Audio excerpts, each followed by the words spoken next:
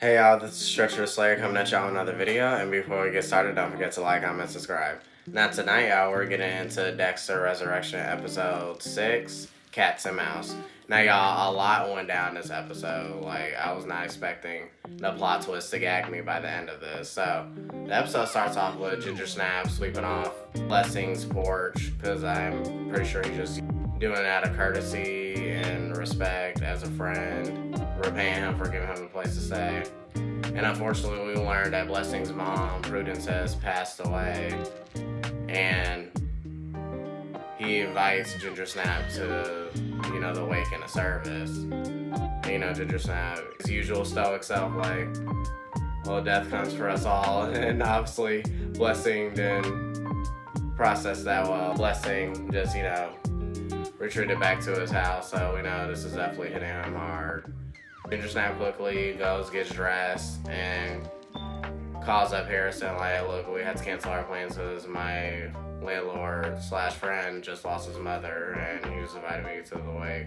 And he asks, is a black hoodie appropriate wake attire? And Harrison's like, yeah, Dad, I got you. And he brought him a tux. Him and Harrison continue to bond, and I'm glad they're mending their relationship as father and son, because it seems like Harrison was definitely going to crash out if Ginger Snap didn't come back in his life. And he tells Ginger Snap how he's grateful to be back in his life, and Ginger Snap tells him, you don't have to come to this service with me. He was like, no, because when you're going to a service like this, you can't be alone, speaking from experience. So Ginger Snap asked him who's he referring to, and he was referring to Anna. So he apologized for not being there for Harrison when he needed it most, and he teaches Harrison how to tie a tie, and we see a glimpse of Harry watching over them, being satisfied that Ginger Snap is making an effort to be in Harrison's life. So I'm loving to see how their father-son dynamic continues to grow on later, and I'm hoping it stays amicable like they're doing it right now. So Ginger Snap introduces Harrison to Blessing and his family as they meet Joy at the door. And Joy, thanks Dexter for coming. And him and Blessing quickly chit-chat, and he tells Blessing that he's sorry for his loss, and Blessing's reminding him now this is a celebration of her homegoing, and she wants us to be happy and celebrate. And I see you finally brought Harrison, and he tells Harrison that Ginger Snap's been bringing him up a lot, obviously. And Harrison's gagged, like, dang, Dad, how long have you been in New York? He was like, well, like a couple weeks now. He was like, yeah, all these people, I only know like 3 people. Well, I'm like, oh, Harrison, well, he doesn't really have a social life besides Elsa. So that was a funny little joke. And Blessing tells him he could go up in there with the older kids to get acquainted with Joy and Sam. He tells Ginger Snap to go view Prudence if he would like, pay his respects. And he does so. And as he's looking down at her, he reminisces on how the last time he felt this heartbreak was with Rita, unfortunately. And Constance, she comes up, she was like, are you squeamish with dead bodies? And he was like, sometimes. So that was a little funny moment as well. And we also see Charlie going to Red's apartment, the wannabe dark passenger that's been bumped and flopped for like 3 episodes now. So she's like banging on the door like, Red, you in there? Like, bring your ass out here, like, where you been? So she goes in and notices, obviously, the first clue was his mail hasn't been checked in, I don't know how long, it looks like weeks, months. And she goes in and sees it's just dusty, mold-consumed food, and obviously she can tell he flew the coop, and she calls Leon like, yeah, Red's not here, it seems like he's MIA as well. He was like, okay, got it. Then we jump back to Prudence's service. We see Harrison getting acquainted with Joy and Sam, and he learns that Sam's on his 4th business, creating antibiotic fluid to relieve stomach pain and whatnot. And Joy says how he came from NYU and stuff, and how they're going away to college at California, basically, and they asked Harrison, is he in college? And he's like, no, but he got a GED. He doesn't know what he wants to do yet. And Joyce tells him, okay, don't rush it, because being an adult really sucks. Adulting is hard, but you gotta push through it. And Constance brings everyone together and explains the story how Prudence loved cats, but she can't physically have a live cat because Blessing was allergic to them, so therefore she just turned to collecting ceramic cats and such. So she invited everyone to choose a cat. It's basically horror level collecting, so she wants everyone to take a piece of Prudence with them to their homes, basically, and they all come up and say how Prudence left an impact on their lives. And Ginger Snap chooses this like big ass white ceramic cat and says how he loves Prudence cooking and how important it was that she left surrounded by everyone she loved, basically. And then he notices this breaks like, Joy and Blessing's heart, and they wiped away some tears that he has to pretend to shed a tear. I cannot, even though he feels genuine loss because he did bond with Prudence before her departure. It's hard for Ginger Snap to express his emotions, so he's not as cold and cruel like Batista portrays him to be. So we see Ginger Snap suddenly getting a call while Blessing, has a little breakdown, and he steps outside and he's like, who is this? And then obviously Leon was like, I'm outside your place. And then he starts panicking like, oh shit, did they find out my real identity? Like, did they find out he's the actual Bay Harbor Butcher and not posing as Red, the Dark Passenger? So he's looking around and he notices he doesn't see him lurking in the midst, and he's like, oh, I'm not home right now. Leon will say, okay, I'll wait. And he's like, don't bother because I don't live there anymore. I was like, period, because I was like, who told you just pull up? I guess Leon was like, come outside, we ain't gonna jump you. Like, come on, where you at? Good thing Ginger Snap had to come up with something quick. I was like, see, this is why Dexter is so dangerous. Like, I cannot mess with him. This man says that the reason why he doesn't live there no more because they discover his identity and where he lives and everything. So he wants to remain anonymity. They didn't want no one following him around, basically. So that's why he went off the radar.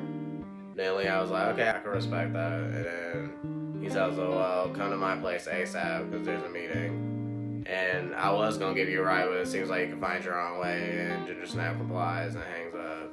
And I see Ginger Snap, he almost got caught up real quick. So I'm glad he was able to believe that quick little white lie. So I'm interested to see how this is going to play out in the rest of the season. And we see Detective Claude and her partner, Detective Oliva, as they question Meera's target.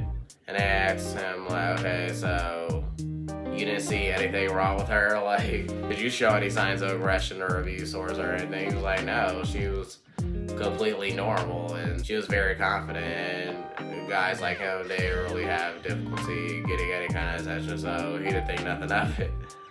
I'm like, oh my gosh, not the whole nerdy cliche, like, sir, like, get together. And he describes the whole process of how they ended up at her place, how she knocked him out clean with that wine bottle, and how he was strapped to this BSM board strap at Christian Grey's room. I'm like, not the 50 Shades of Grey reference. And how she was going to pour a lie in his eye so he could feel the pain, and how she was his first kill in New York, and then it's caught Detective Claude and her partner off guard, like, wait, she specifically said first kill. And he was like, yes, like, it is. She was like, was there any change in her behavior in terms of her expressions? We said that was like rage, vengeance. And he was like, no, she was very calm, confident, completely psychotic. So Detective Claude's looking sideways like, okay, I find it weird that she just targeted this random man, like, it's not really her thing. And Detective Oliver was like, well, maybe her killer style's evolving and she wanted to step out a little bit, not just target predators. She just wanted to kill any man. which was true in a sense, since that's what she confessed to Ginger Snap at the bar. So they continue to go back and forth in disagreement, and Batista's annoying ass comes up in there like, can I have a word with both of y'all?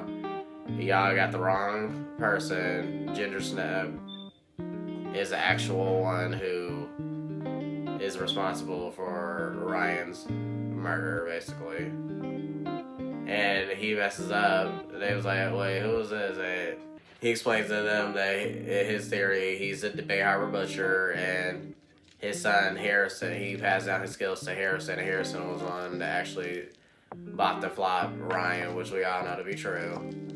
And he messes up by saying that Ginger Snap was in Iron Lake in a coma during the murder, so he technically already has an alibi. And they're like, okay, the common sense ain't so common, sir, so what the hell are you even talking about? And he was like, I'm saying, just promise to give me an interview with Meera, and if she can identify Ginger Snap, then she's exonerated from this murder. And this has Detective Claude's ears like on alert and eyes like, I'm like, oh gosh, so she's definitely not letting Harrison out of her clutches yet. It's starting in my mind at this point. And we see Ginger Snap finally making it to Leon's house to meet for this meeting, and the first one he sees there is Rapunzel. Rapunzel's walking him with open arms like, hey, welcome, Red. And he was like, yeah, I made it, so what's going on? And Leon just wanted to, have a quick meeting and make sure everyone's accounted for. And to me, obviously, because it's hot right now around him since Lowell's missing and Meera's been arrested.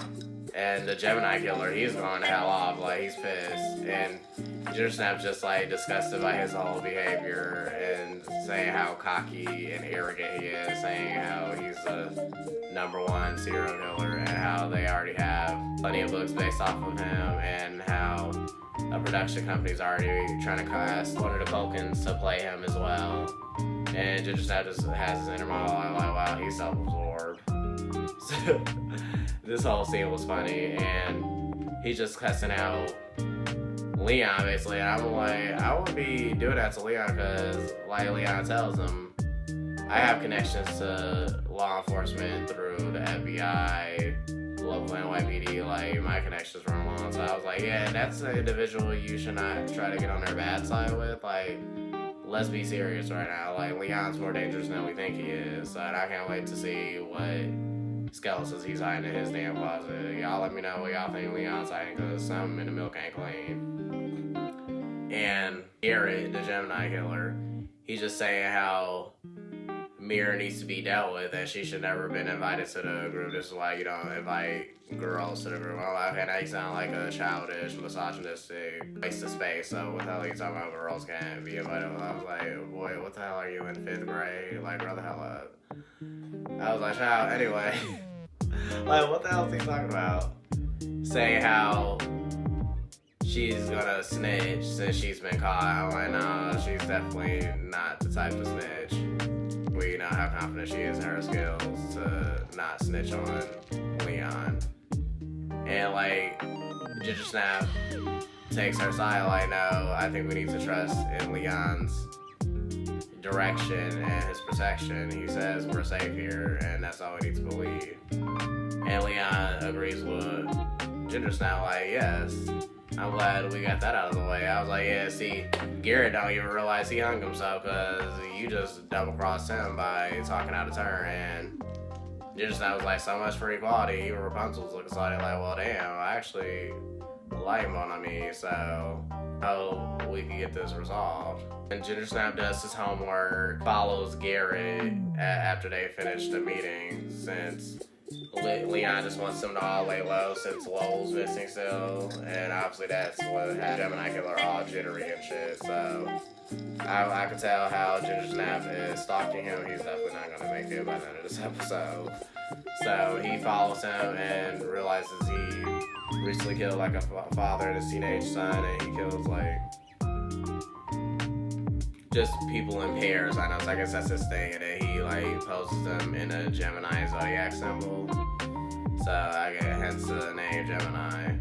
So he follows him into a bookstore, and he notices that he puts this like bookmark in this like serial killers novel about like the notorious serial killers, and he flips to his page, which is the Gemini killer, and notices there's a bookmark that says 8 p.m. So and then here his ghost pops up like, okay, who the hell he's meeting at 8 o'clock, like an accomplice or a possible victim, and obviously Ginger Snap's gonna find out.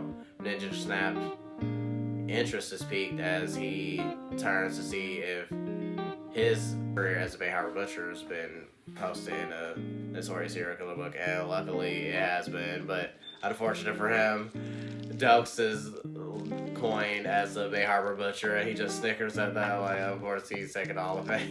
I'm like, oh, R.I.P. Dokes. Such a real one, but Gary Praise is like, oh, he's like a mission center killer and everything, because that's what Ginger Snap is. There's no one really like him, a apex predator of serial killers that targets other serial killers, so that's literally Ginger Snap's thing. So unbeknownst to Ginger Snap, Gareth was watching and stalking him the whole damn time, and knocks over one of the books, and Ginger Snap realizes he has to get that out of there and continue his trail to Gareth. We then see Harrison helping Elsa with Dante as she has to go work a double and her mom's sick. And she confides in Harrison that the reason why Dante had a bad asthma attack recently because she discovered there's black mold in his closet, but her landlord won't do anything about it since she's a little bit behind her rent, and he feels like she could do a little bit more. I'm like, this son of a bitch is so inconsiderate. And Harrison's trying to like get more information and says that's not right, but she just has to rush off and go provide for her and Dante. And you know, he takes care of Dante and has a run-in with the landlord, and the landlord is like rude as just downplaying her, calling her a bad mother, and how she just needs to pay her rent, and he'll get rid of the mold when he feels like getting rid of the damn mold. And Harrison has a mini episode within his mind envisioning of him driving the fork into the landlord's eye, and the landlord say, oh my gosh, you stabbed my eye, what the hell is wrong with you? Then he snaps back to reality. The landlord said, are you slow or something? Just tell her to pay her rent and I'll come fix this whenever I feel like it. I'm interested to see if Harrison's gonna crash out and succumb to what his dad has taught him. So that'll be interesting to see later on how he handles that. We also see Ginger Snap making it back home to help Sam bring in some ice after blessing custom out briefly and crash out and saying how no one's helpful. Ginger Snap goes back down to his apartment, and little does he know, Gareth already up in there like, hello, Red. He turned around like, what the hell are you doing up here? He was like, what, surprised to see me? He was like, oh, Gareth, so what do I owe the pleasure? He was like, let's cut the bullshit. Why'd you take my bookmark? And Ginger Snap quickly came up with a story like how he's a big, huge fan, how he just wanted to know his skills and walking life of the Gemini killer, basically. You know, feeding his ego, and that definitely helps since the Gemini killer was saying how Red has caught some influence off his killing styles, basically. So saying he admires his admiration for him. I'm like, this narcissistic asshole, y'all. I'm like, this man is just so arrogant, I cannot. And he explains to Ginger Snap how he's been a number one in everything, like he's the number one serial killer at the moment, and how he's been number one since college, you know, high school. He's always the number one in everything. Now he's the number one in serial killing. Ginger Snap just tries to get a gist of his background. So he's like, so did you coin the Gemini term, basically? Like, do you like have some influence from the Zodiac killer? And the Gemini killer calls the Zodiac killer an amateur compared to him. And Ginger Snap just like snickered at that, like, wow, okay. He noticed he kills in pairs, so he doesn't like being compared to, in his eyes, mediocre killers. And Ginger Snap jokes with him like, well, I'm definitely at the top as well. He was like, well, Red, in all honesty, you're like a close second. You're not too far behind me. And as he obviously offers him some gin and tonic, we see Ginger Snap stick that endorphin up in his drink to obviously subdue him so he can bop and flop him. And they wrap up their conversations. And Ginger Snap finally makes the decision that he is going to take him out. He hands him his drink, but before Gareth took a sip, Gareth switched to drinks, and obviously Ginger Snap anticipated this, obviously, since Gareth thinks he knows everything, and obviously realized the real danger he was in, y'all, so they said cheers and took some sips. And then Ginger Snap just smiled, and obviously Gareth started to fade to unconsciousness, and he just collapsed, and Ginger Snap cheers and does a little twirl like, who's number one now?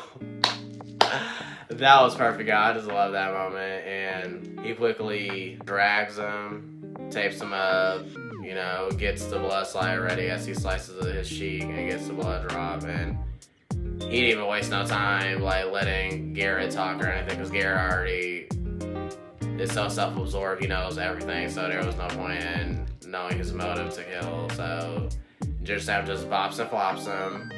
And right as he was about to clean up, Blessing comes banging on the damn door.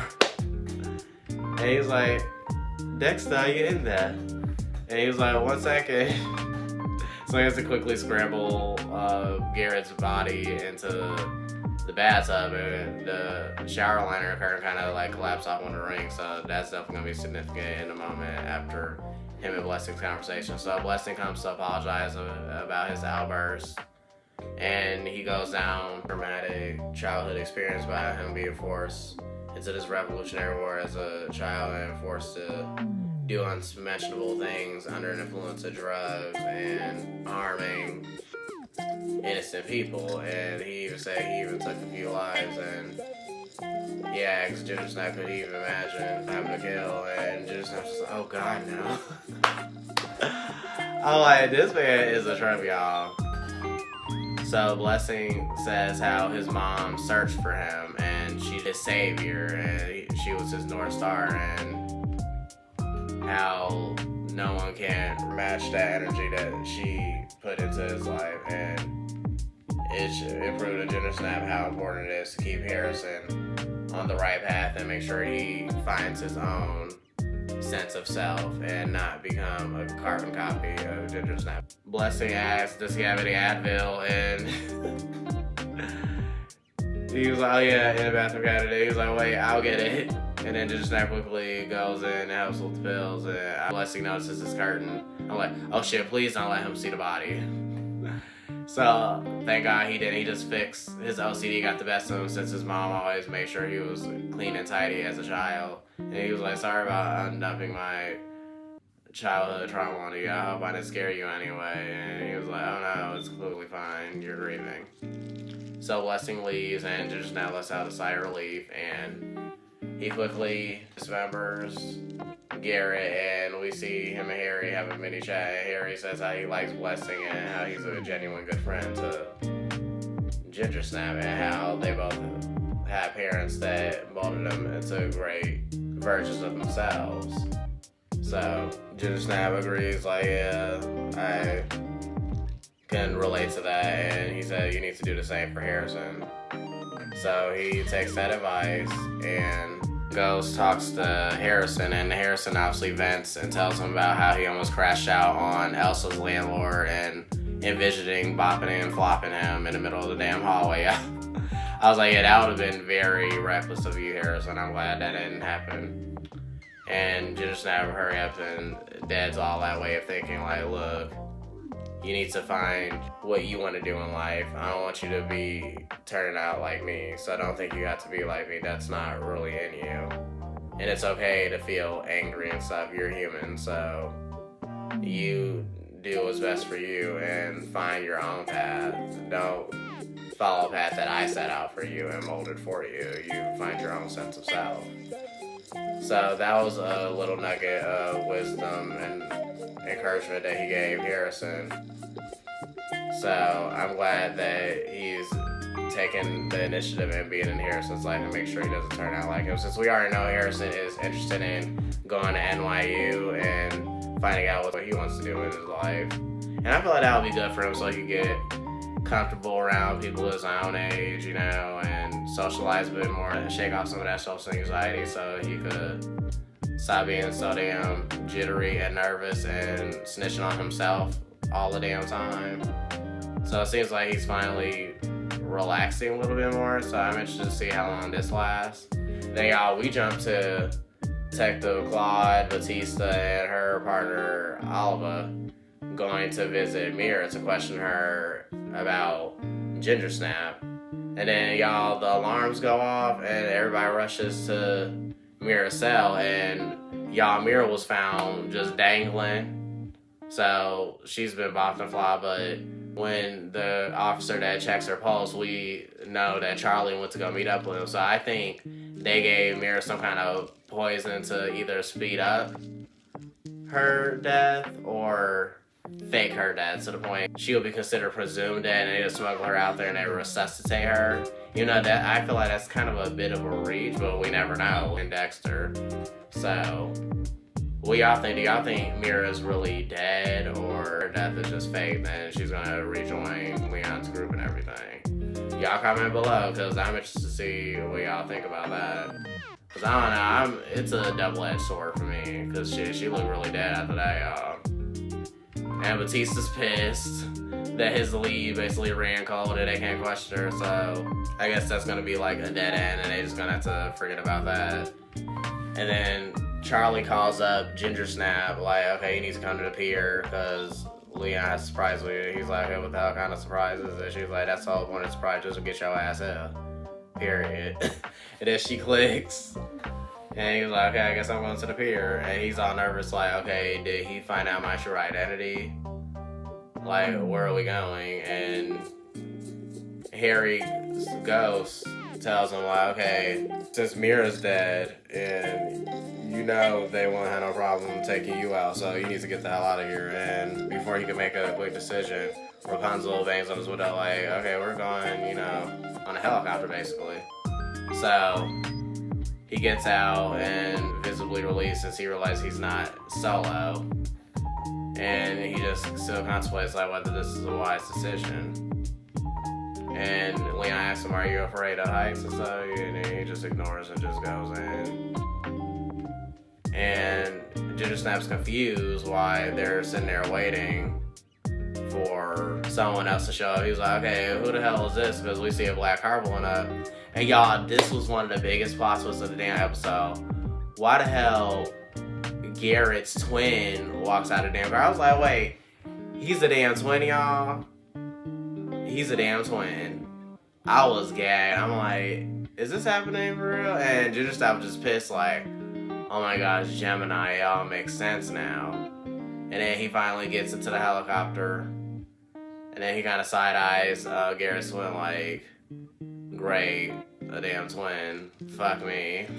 Hey y'all, that's how Cats and Mouse ends, and I will say that definitely the episode was 10 out of 10.